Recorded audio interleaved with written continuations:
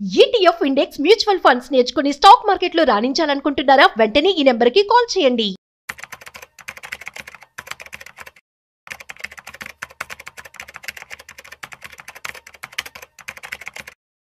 నమస్తే, welcome back to Suman TV. ప్రస్తుతం మనతో పాటు ఉన్నారు stock market analyst Sundar Rama Reddy గారు.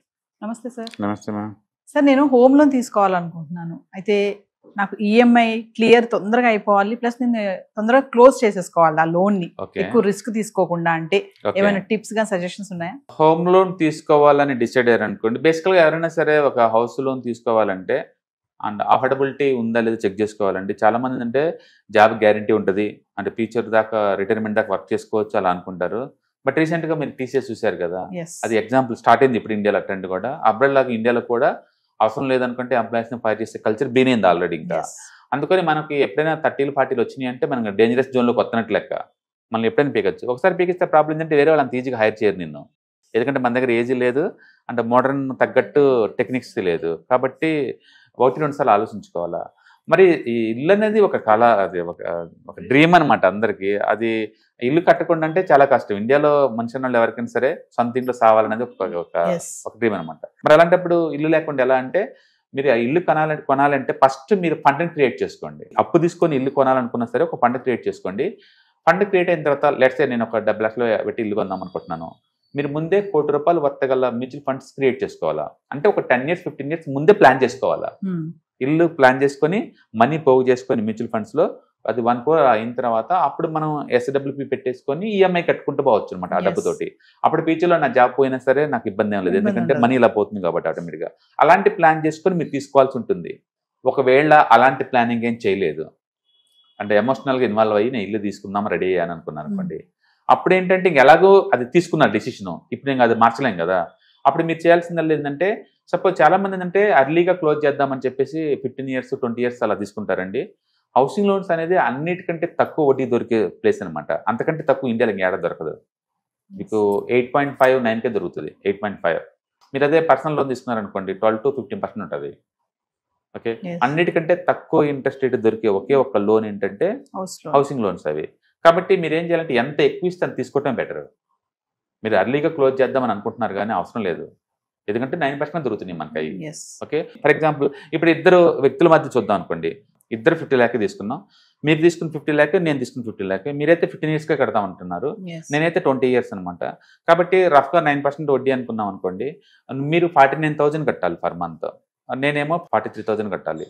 ఇద్దరి మధ్య డిఫరెన్స్ 5,800 ఉంటుంది. ఆ అమౌంట్ ఏం చేస్తానంటే మ్యూచువల్ ఫండ్లో పెడుతున్నాను, ఏదో ఒక దాంట్లో మ్యూచువల్ ఫండ్. ఫర్లే ఎగ్జాంపుల్ నిఫ్టీ అనుకున్నారు అనుకోండి, నిఫ్టీ యావరేజ్ మీద 12% దాకా వస్తుంది నాకు. ఓకే, ఇప్పుడు 15 years తర్వాత ఏం జరిగిందంటే మీరు మొత్తం కట్టిన అమౌంట్ 88 లక్షలు అండి. అంటే మీరు తీసుకున్న 55 లక్షలకి అంటే మిగతాది వడ్డీలా కడతారు కాబట్టి మొత్తం 88 లక్షలు కట్టారు మీరు. నేను కట్టిన అమౌంట్ 15 years తర్వాత చూసుకుంటే 77 లక్షలు వస్తుందండి. అంటే స్టిల్ ఇంకా నేను ఎంత కట్టాలి అంటే 21 లక్షలు కట్టాలి నేను ఇంకా 15 years తర్వాత చూసుకుంటే, ఎందుకంటే మీరు పెట్టిన 15 years కాబట్టి మీది అప్పటికల్లా క్లోజ్ అవుతుంది. సో టోటల్ అమౌంట్ మీది 88 లక్షలు అయింది. అసలు 50 ప్లస్ ఇది వడ్డీతో కలుపుకుంటే 38 లక్షలు అయింది మీకు. వడ్డీ మీకు 38 అనమాట, మీది క్లోజ్ అయిపోయింది. నేను తీసుకుంది కూడా 50 లక్షలే, బట్ 15 years తర్వాత నేను కట్టిన అమౌంట్ మొత్తం 77 లక్షలే కట్టాను. అంటే ఇంకా నేను డ్యూ కట్టాల్సింది ఎంత అంటే 21 లక్షలు ఉంటుంది కట్టాల్సింది నేను. కానీ నా మ్యూచువల్ ఫండ్స్ నేను పెట్టాను కదా ఎవ్రీ మంత్ 5,800, అది ఇయర్లీ 12% చొప్పున లెక్కేసుకుంటే నాకు 32 lakhs పెరిగింది. 32 lakhs.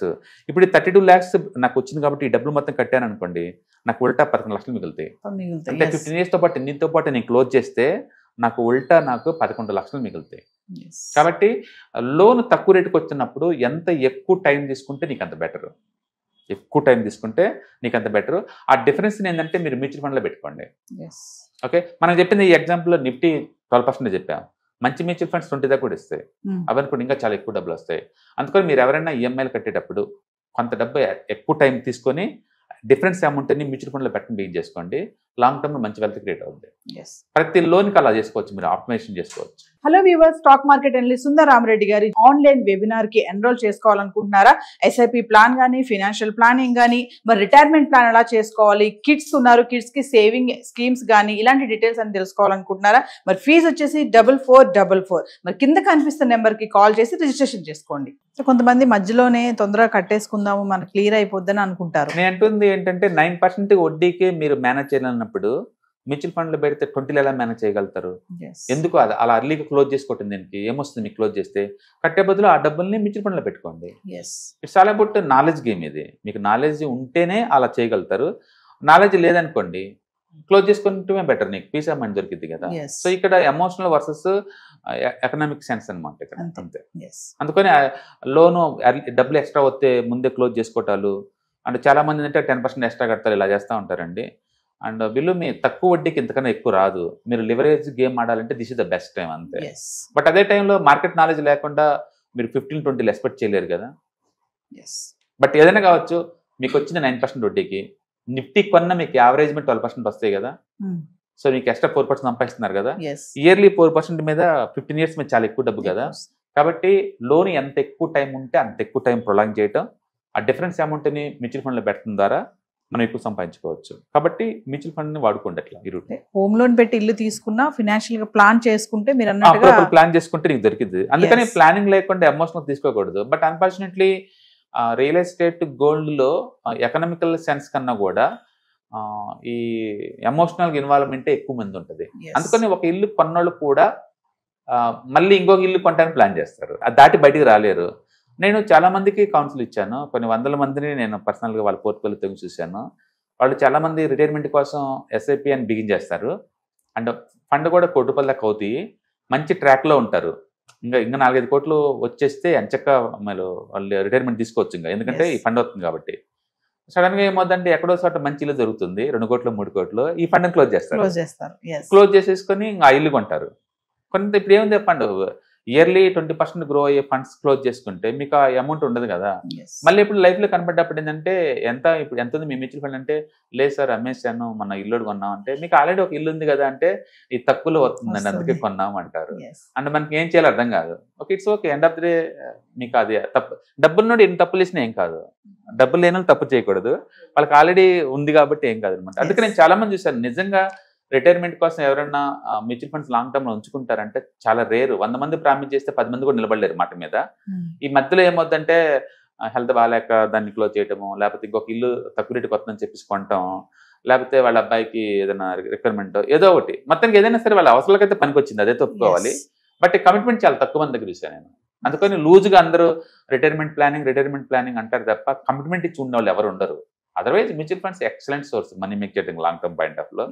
బట్ అన్ఫార్చునేట్లీ మనం మనుషులం కాబట్టి ఎమోషన్స్గా ఊరికి ఇన్వాల్వ్ అవుతాం కాబట్టి ఏదో టైంలో టెంప్ట్ అవుతాం. అంటే చాలా మంది టూర్లు వెళ్ళడానికి దీన్ని అమ్ముతారు, టూర్లకి ఎయిర్పోర్ట్ టికెట్లకి వాటికి మ్యూచువల్ ఫండ్ అమ్మే వాళ్ళు చాలా మంది ఉన్నారు. మరి దాన్ని ఏమనుకోవాలి ఇంకా. కాబట్టి ఏదైనా సరే ఒక అవసరం, ఒక నీడ్ ఫుల్ఫిల్ అవుతుంది కాబట్టి it's okay. Thank you. Hi, నేను మీ సుందర రామిరెడ్డి. ఈ వాలటిలిటీ మార్కెట్లో మనీ ఎలా మేక్ చేయాలని ఆలోచిస్తున్నారా? అంటే స్టాక్ మార్కెట్ బాగా బ్లీడ్ అవుతున్న ఈ టైంలో పోర్ట్ఫోలియోస్ అన్ని కూడా బ్లీడ్ అవుతున్నాయా? అండ్ ఈ వాలటిలిటీని ఎలా హ్యాండిల్ చేయాలి, లాంగ్ టర్మ్లో మంచి పోర్ట్ఫోలియో ఎలా బిల్డప్ చేయాలో ఆలోచిస్తున్నారా? అలాంటి వాళ్ళ కోసమే ఈ వెబినార్. రాబోయే ETFs, index funds and mutual funds వెబినార్లో పార్టిసిపేట్ చేయండి. మీ నాలెడ్జ్ పెంచుకొని రిస్క్ని మినిమైజ్ చేసుకోండి. స్టాక్ మార్కెట్లో ఉన్న ఇలాంటి వాలటిలిటీని ఎలా హ్యాండిల్ చేయాలో తెలుసుకోండి. Thank you.